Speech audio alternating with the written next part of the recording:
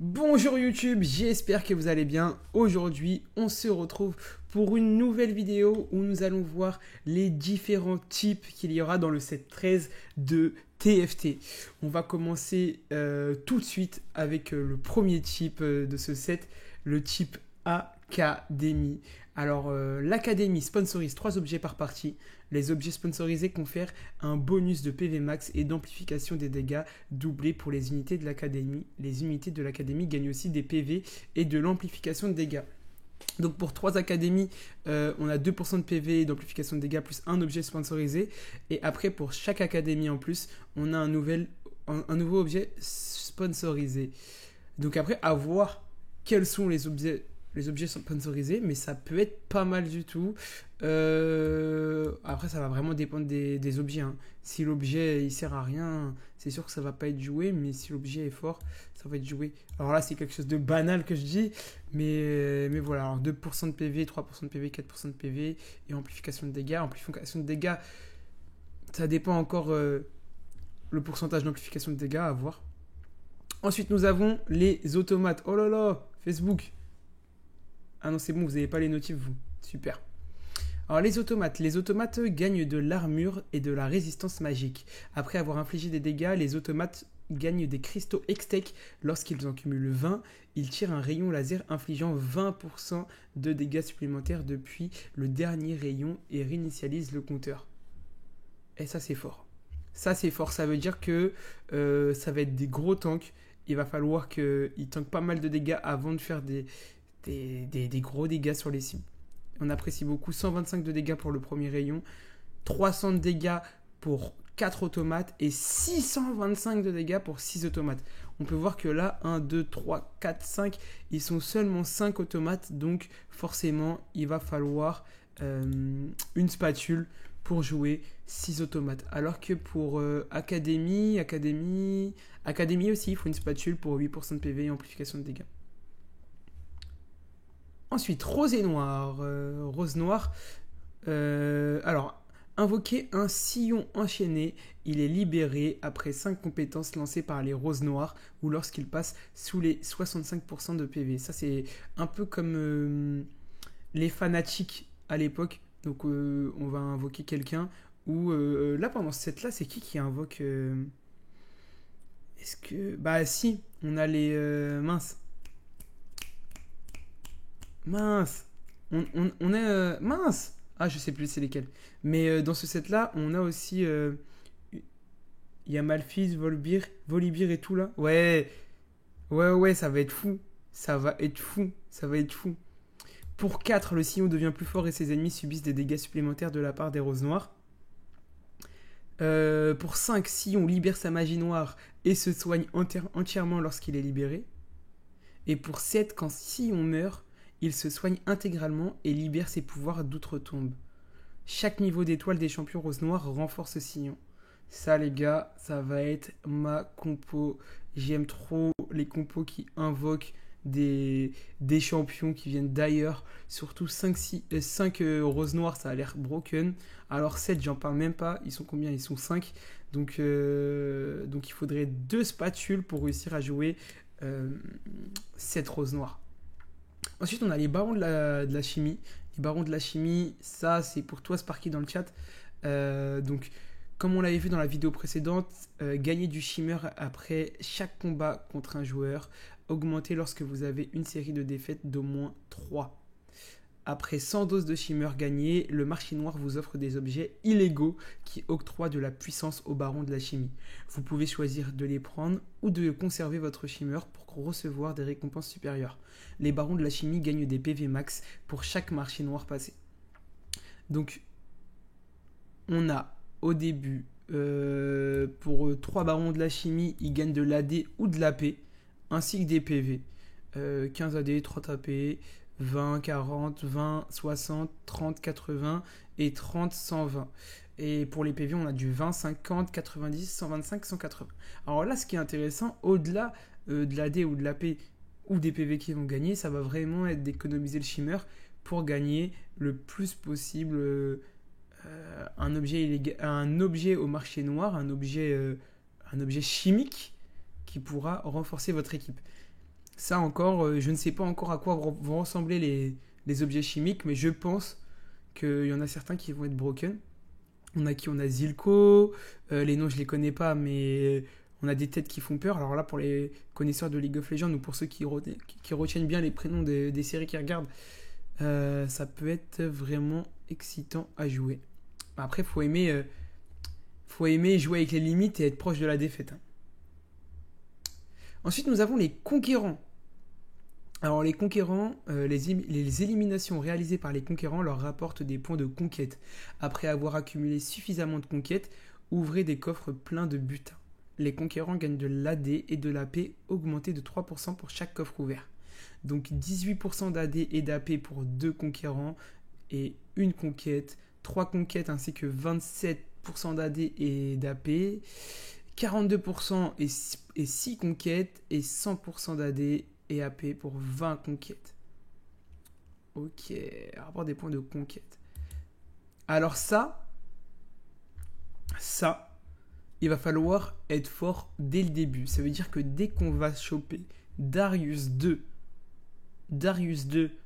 en 2-1, là je pense qu'on peut essayer de jouer conquérant avec un bon item qui joue autour de Darius. Darius, si on est sur les mêmes Darius qu'auparavant, ça va être de la soif de sang, de la gargouille, enfin lithoplastron plus arc.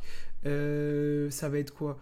Ça va être sûrement tueur de géants au pire des cas pour le troisième item que je connais pas. Mais il y a Swain dedans et je pense que les conquérants ça va vraiment être fort. Alors j'ai pas très bien compris le rapport des points de conquête. Mais les points de conquête, qu'est-ce que ça va faire?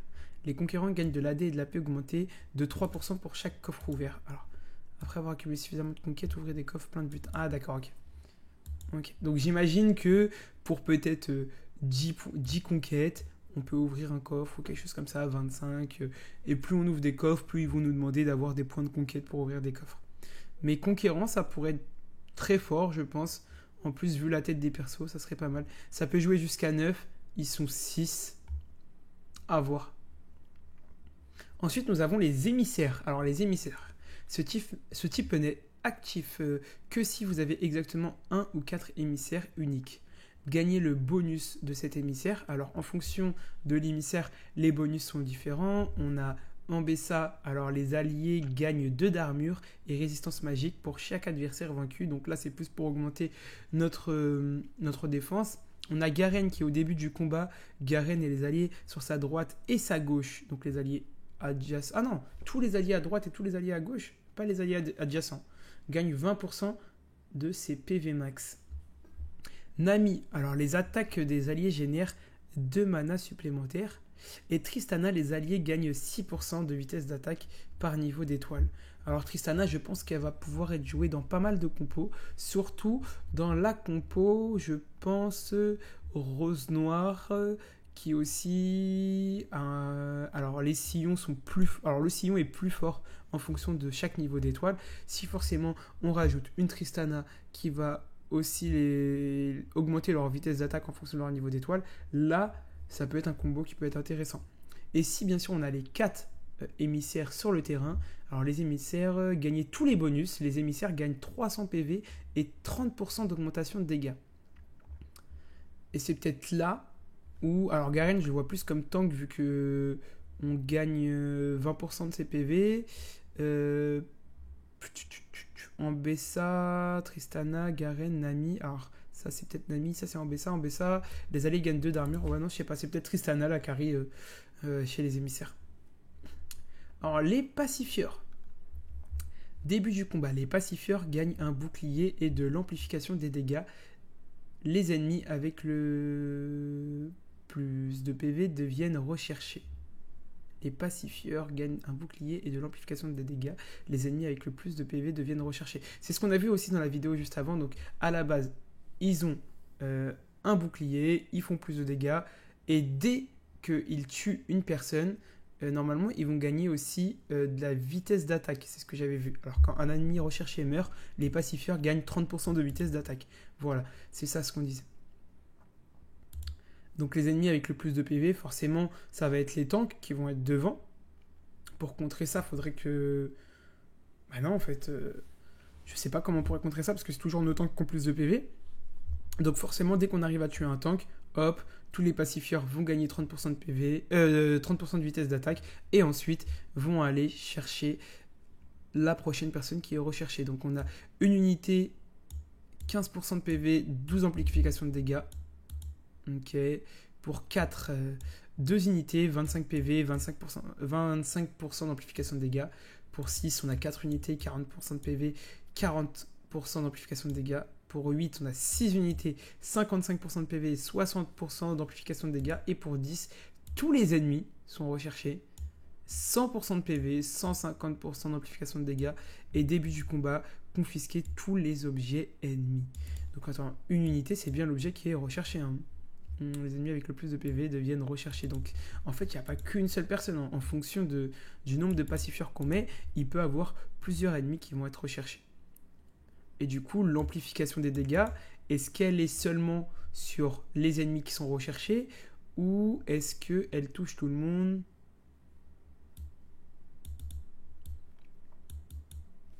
Bonne question.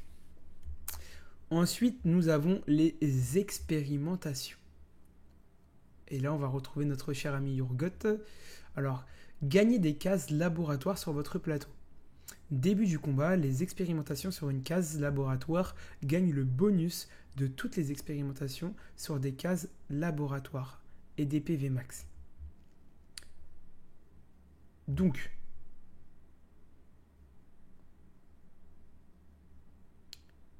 il y a 2 cases laboratoires pour 3 expérimentations et en fait, ils vont gagner 100 PV.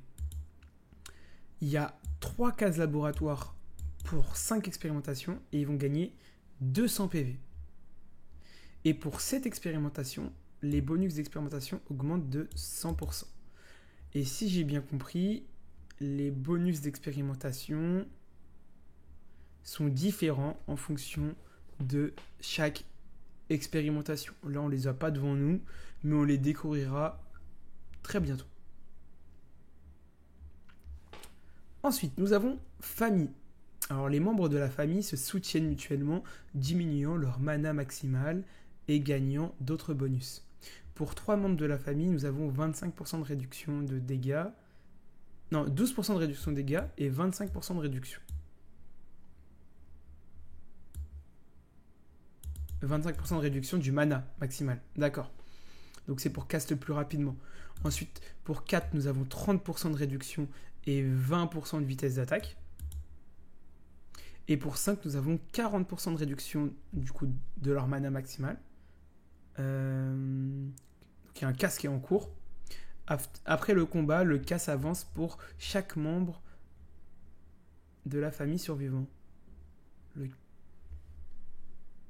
Alors, mais qu'est-ce que c'est? Alors là, j'ai pas l'information. L'équipe.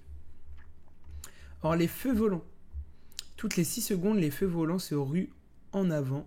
Pendant la ruée, ils attaquent avec une portée infinie et se soignent d'un pourcentage de dégâts qu'ils ont subis depuis leur dernière ruée.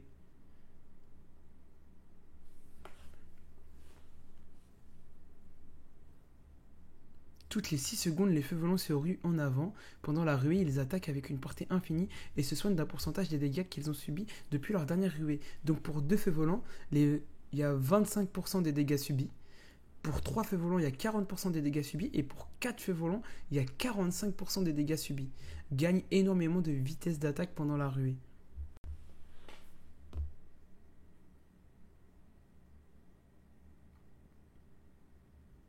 Donc là, je viens d'avoir l'info. Pour Caitlyn, son ult, elle appelle un vaisseau qui bombarde la map. Non mais c'est quoi? Attends, mais elle est où Caitlyn? Elle est là. Ah, mais Caitlyn, c'est une légendaire. On a Mordekaiser qui est légendaire. On a celle avec le bras, la bionique, qui est légendaire. Elle, je ne sais pas comment elle s'appelle, elle est légendaire. Elle aussi. Jace jeune, qui est légendaire. Ok. Ensuite, qu'est-ce qu'on a? Ah bah, voilà, flambeuse. Avant de lancer une compétence, Sevika gagne brièvement 80% de durabilité pendant 1,5 secondes et lance une modification aléatoire de Jinx. Il y a 4 modes différents. Le mode roquette tire 8 roquettes qui infligent 100 dégâts physiques chacune. Le bouclier gagne un bouclier de 500 pendant 4 secondes. Pièce gagne 3 PO. Triple améliore la compétence concernée. Ok. Roi des recycleurs. Toutes les 3 manches ouvrent une boutique spéciale avec des améliorations permanentes pour votre mecha le plus puissant de Rumble. Attendez, parce que c'est le retour des mechas.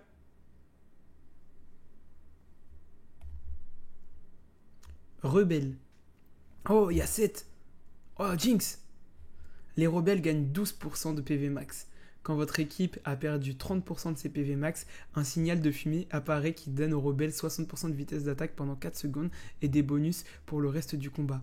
Alors 3 rebelles c'est 15% d'AD et d'AP, 25% d'AD et d'AP 12 PV. 7, il y en a combien? Il y en a 8.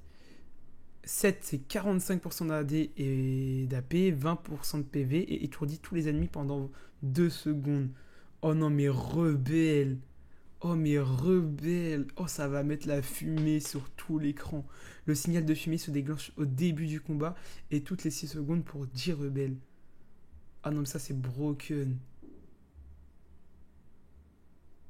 Ah ouais. Ah non mais rebelle. Je vous laisse imaginer.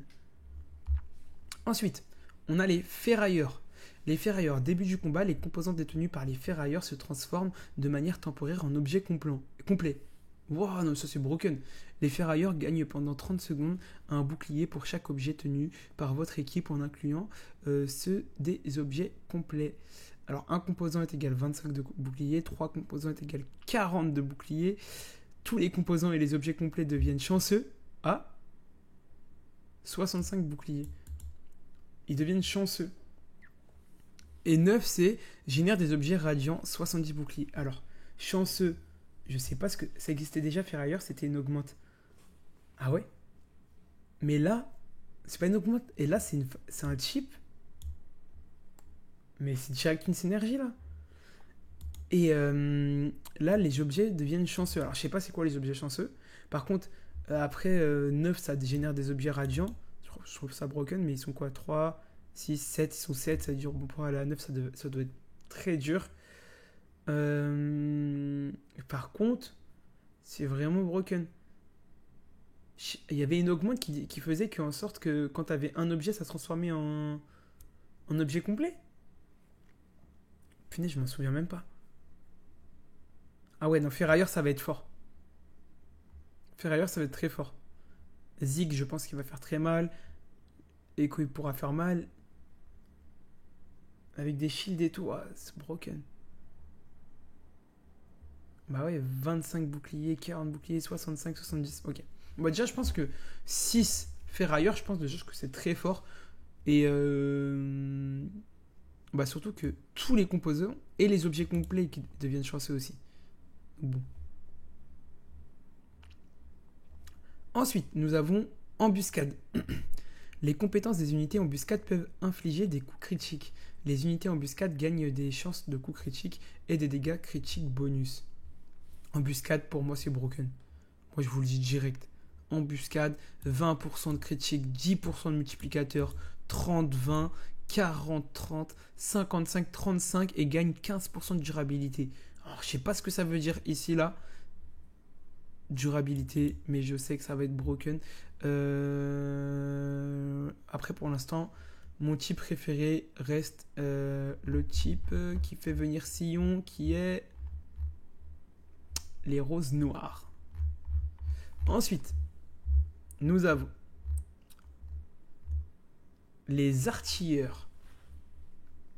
Alors, toutes les 5 attaques, les artilleurs lancent une roquette qui inflige 125% d'AD autour de la cible. Ils gagnent aussi de l'AD. Et c'est là où on voit que quand je disais que Tristana, elle pourrait être carry de son deuxième type. Son deuxième type, Tristana, c'était les émissaires. Voilà. Et c'est là où on voit qu'en fait, toutes les 5 attaques, si on met Tristana tout seul en tant qu'émissaire, c'est la vitesse d'attaque qui va être améliorée. Donc ça veut dire que elle va pouvoir arriver à 5 attaques plus rapidement. Donc si on met Tristana tout seul dans les artilleurs, je pense que c'est elle qui carry. Après, bon, je connais pas encore Urgot, hein, je pense qu'il pourrait être très fort, mais je pense que c'est Tristana qui va carry. Et ils vont gagner du coup 10% d'AD, 40% d'AD et 50% d'AD. Lance une roquette toutes les 5 attaques qui infligent le double de dégâts. Et ça, je pense que les roquettes, ça va faire très mal. Artilleurs, j'aime beaucoup aussi. Ah, les combattants, fallait forcément qu'il y en ait. Votre équipe gagne 100 PV max, les combattants gagnent des PV supplémentaires, 20%, 45, 70. C'est une synergie qu'on connaît déjà, mais qui fait souvent l'affaire. Il n'y a aucun problème avec ça, on met tout le monde en front et on voit ce que ça donne. Ensuite, nous avons les dominateurs. Donc, début du combat, les dominateurs gagnent un bouclier pendant 15 secondes. Quand les dominateurs lancent une compétence, ils gagnent de l'AP cumulable en fonction du mana dépensé. Donc on a du Ziggs, on a du Zil... Comment il s'appelle déjà, Zilkan? On a Mordor-Kaiser. Donc pour 2, ils ont 250 boucliers et 25% d'AP. Pour 4, 500 boucliers et 50% d'AP. Et pour 6, 800 boucliers et 75% d'AP. Ensuite, nous avons les transformers. Enfin, les transformations. Les unités de transformation changent leurs statistiques et compétences selon qu'elles se trouvent dans les 2 rangs avant ou arrière. Les transformations au front gagnent de la durabilité, ceux au fond gagnent de l'amplification de dégâts. Donc pour 2 transformations, 15% de durabilité ou 20% d'amplification de dégâts. Et pour 4, c'est 30% de durabilité ou 40% d'amplification de dégâts. Donc on a Jay, ça change pas. Swain, ça c'est Elise. Ouais, peut-être. Et lui, je le connais pas, mais on dirait qu'il se transforme en tonneau ou en chevalier. Enfin, on a les combattants d'arène. Les combattants d'arène gagnent 15% d'omnivampirisme et infligent des dégâts bruts bonus. La première fois qu'ils passent sous les 50% de PV, ils récupèrent un pourcentage de leur PV max en 2 secondes. Combattants d'arène. Donc eux, ils vont pouvoir récupérer leur PV en tapant très très très très fort. Donc pour 2 combattants d'arène, il y a 6% de dégâts bruts bonus. Alors attendez, si je relis bien. Ouais, c'est ça. Et 10% de PV lorsqu'ils vont devoir récupérer un pourcentage de leur PV max. Ok.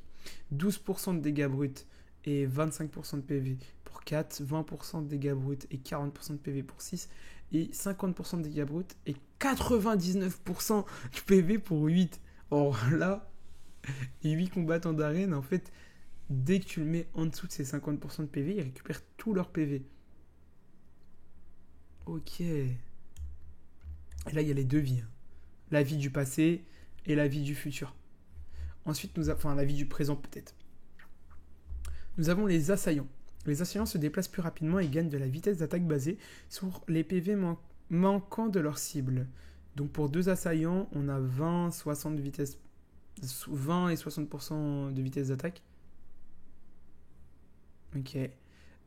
Pour 3 assaillants, on a entre 30 et 80% de vitesse d'attaque. Et pour 4, nous avons entre 40 et 100% de vitesse d'attaque. À la mort de leur cible, les assaillants se ruent sur une nouvelle cible et gagnent un bouclier de 300 pendant 2 secondes. Alors là, comme ça, je vois pas... Enfin, oui, ça doit être fort, mais après, à voir en fonction des champions comment on peut l'utiliser. Pour avoir 4 assaillants, finalement, c'est pas si tard que ça dans la game. On peut les avoir assez tôt. Ensuite, nous avons les sentinelles. Mais il y en a beaucoup. Les sentinelles. Votre équipe gagne de l'armure et résistance magique. Les sentinelles gagnent 3 fois le bonus. Donc pour 2 sentinelles, c'est 10 d'armure et résistance magique. Pour 4 sentinelles, c'est 25 d'armure et résistance magique. Et pour 6, c'est 50 armure et résistance magique. Alors moi, de mémoire, tous les trucs comme sentinelle, combattant... Alors combattant, oui, c'est fort, mais sentinelle, où on va gagner seulement de l'armure et pas d'AD, pas d'AP, je sais pas ce que ça va... Est-ce que ça va vraiment être fort? À voir. Ensuite, on a les snipers, et là, c'est là où on retrouve Caitlyn. Les snipers infligent davantage de dégâts selon la distance qui les sépare de leur cible. Bon, là, forcément, on ne pourra pas jouer les 1, 2, 3, 4, 5. Je nous vois mal avec 5 snipers. En tout cas, si on passe à 6 snipers, ça voudrait dire qu'il faudrait qu'on ait vraiment des gros tanks devant. Et c'est peut-être que là que les sentinelles rentrent en jeu, à voir. En tout cas, pour 2 snipers, c'est 7% de dégâts par case. Pour 4 snipers, c'est 16% de dégâts par case. Ça augmente beaucoup à 4. Hein. Et pour 6 snipers, c'est 35% dégâts par case et plus 5 de portée. Donc forcément, c'est très fort. Là, je pense que les snipers, on va vouloir augmenter leur portée. Donc forcément, si on veut augmenter leur portée, on va peut-être mettre du Runan ou des choses qui vont permettre cela. Ensuite, les sorciers. Ah, ça j'aime bien. Votre équipe gagne 10 d'AP, les sorciers en gagnent davantage, 20, 50, 85 et pour 8, 100 d'AP, les compétences réduisent de 25% les dégâts de leur cible pendant 3 secondes. Ça j'aime bien. Sorcier, ça risque d'être très fort. Avec une petite luxe au début là. Ensuite, on a les visionnaires. Quand les visionnaires gagnent du mana, ils en récupèrent davantage. 25%, 50%, 80% pour 6 et 100% de mana pour 8. Ils sont 7. Les compétences soignent un allié de 20% des dégâts infligés pour 8. Ça risque d'être fort ça aussi. Moi en tout cas, tout ce qui est sorcier, visionnaire, qui demande pas mal d'AP, généralement quand on a joué à TFT, j'ai trouvé ça très fort. Et on a pour finir les veilleurs. Les veilleurs gagnent de la durabilité augmentée quand ils ont plus de 50% de leur PV. Donc pour 2, 10 ou 25% de durabilité. Pour 4, 20 ou 40% de durabilité.